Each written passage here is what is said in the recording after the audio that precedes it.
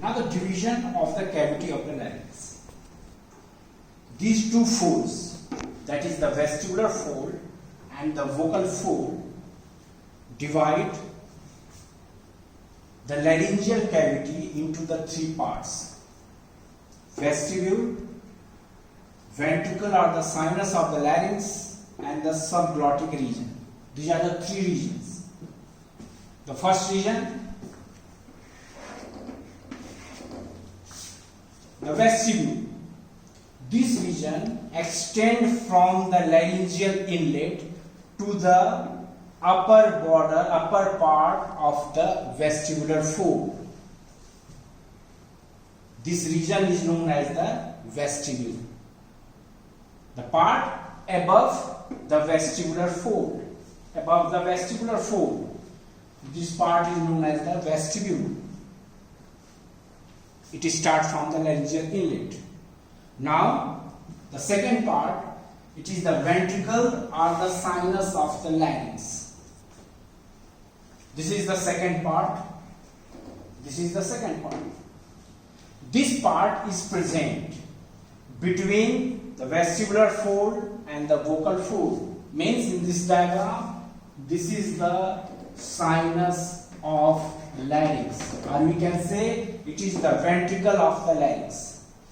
The part which is situated between the vestibular fold and the vocal fold of the larynx, this part is known as the sinus of the larynx.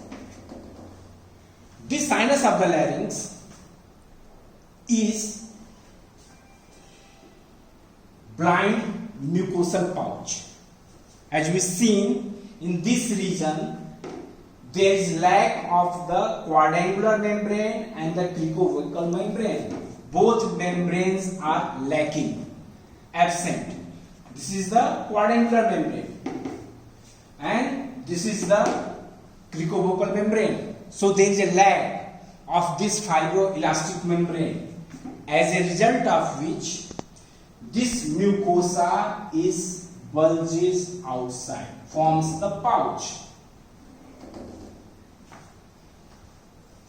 Now, from this anterior part of the sinus of the larynx, there is a blind diverticulum of the mucosa. This is small yellow structures that is enlarged in this side. This blind pouch of the mucosa, a diverticulum, originates from the anterior part of the sinus of the larynx and directed laterally towards this thyroid membrane, and this is known as the saccule of the larynx. Saccule of the larynx. This blind pouch, this is the saccule of the larynx, takes origin from the sinus of the larynx. It is nothing but air-filled space pouch of the mucosa, and the mucous membrane that lines the saccule of the larynx has the mucus gland. It presents the mucus gland on its epithelium, and the secretion of this gland from the saccule of the larynx lubricate this vocal fold. Vocal fold. We have earlier discussed the vocal fold, the epithelium that lines the vocal fold have no mucus gland. So, how does it lubricate? It is lubricated by the secretion of the glands that present in the saccule of the larynx, and they lubricates this region, and that is why this saccule of the larynx is known as the oil cane of larynx. Oil cane of the larynx, because it lubricates the rima glottidis region and as well as the vocal fold. Now the third part, that is the subglottic region. The subglottic region, it is situated below the vocal fold to the upper margin of the cricoid cartilage, because from here it is beginning of the trachea. So this region, it is the subglottic region. It is the first, second and the third region. Now, when the air pressure in this laryngeal cavity is increased too much, very high, in case of the trumpet players,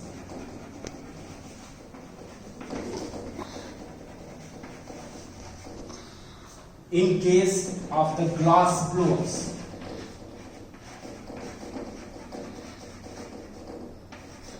or in case of the weightlifters.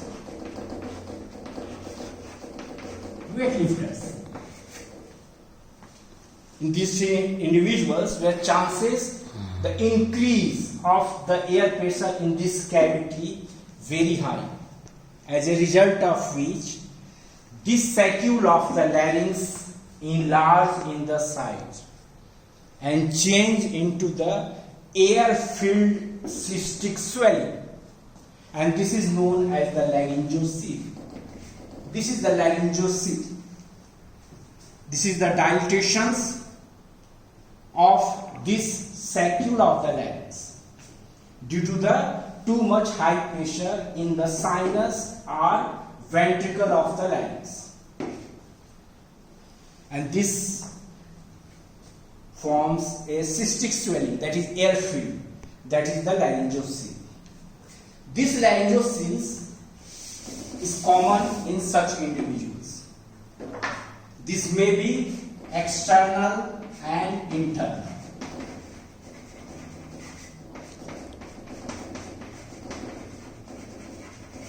It is the internal laryngocele and the external laryngocele. Internal means when it is present in the laryngeal cavity,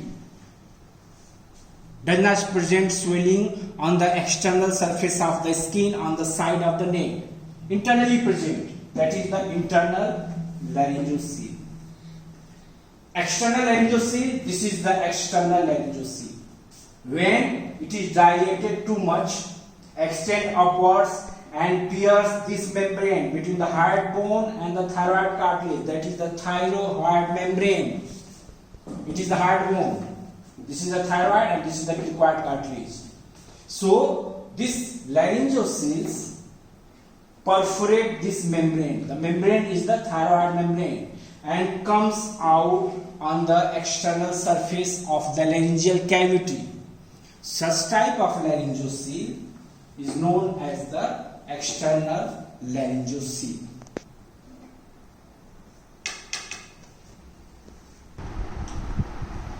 Now the rima vestibuli. As we know, the rima vestibuli, it is a space between the two vestibular folds. Now what is the action of this rima vestibuli? This rima vestibuli permits entry of the air during the inspiration. It permits entry of the air during the inspiration, while prevents the exit of the air during the expiration. The rima vestibuli prevents the exit of the air during the expiration. So this rima vestibuli acts as the exit wall. And another function, holding of the breath at the end of the inspiration.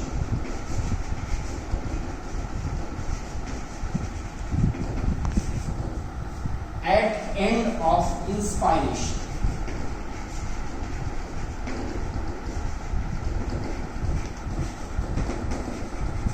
we hold the breath at the end of the inspiration.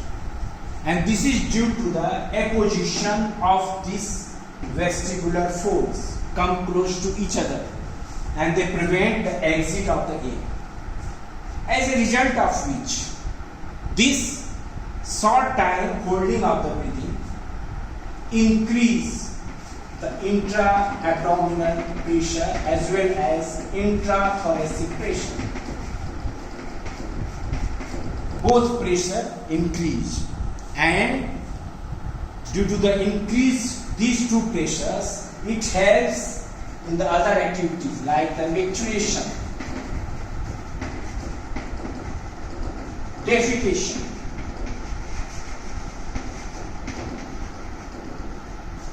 parturition, and coughing.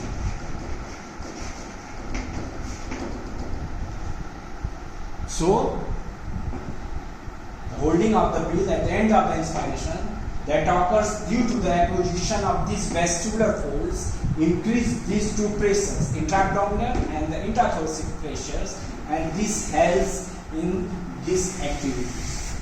This is the function of the rima vestibuli. Now the rima glottidis.